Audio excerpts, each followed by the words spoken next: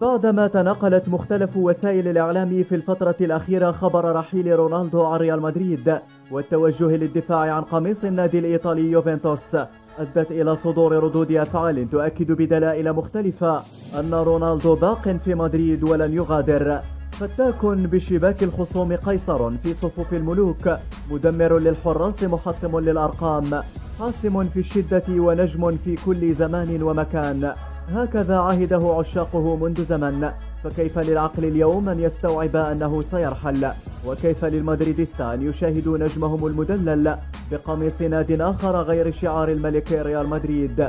يسيل الحبر هنا وهناك وتهدي الألسنة باقتراب وداع يليق بالأسطورة كريستيانو رونالدو، ولكن مهما استمر شد الحبل بين مؤكد وناف لخبر رحيله فكل شيء يبقى محتملا حتى حين صدور بيان رسمي.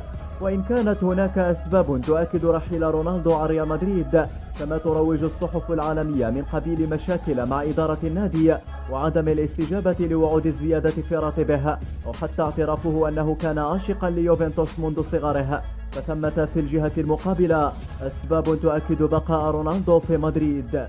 رونالدو باعتباره واحدا من المرشحين لنيل الكرة الذهبية السادسة في تاريخه، واستمراره في مسلسل الصراع والمنافسة على أعلى مستوى مع نجم برشلونة ليونيل ميسي، ريال مدريد هو النادي الأفضل في العالم حاليا، ما يضمن لرونالدو مواصلة المنافسة على كل البطولات وما يجعله مؤهلا لحصد المزيد من الألقاب الفردية.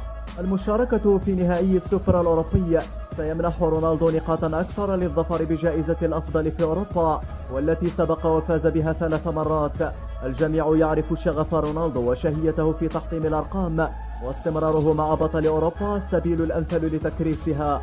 كريستيانو فعل كل شيء يمكن فعله مع ريال مدريد، وهو اليوم من أبرز أساطير النادي الملكي.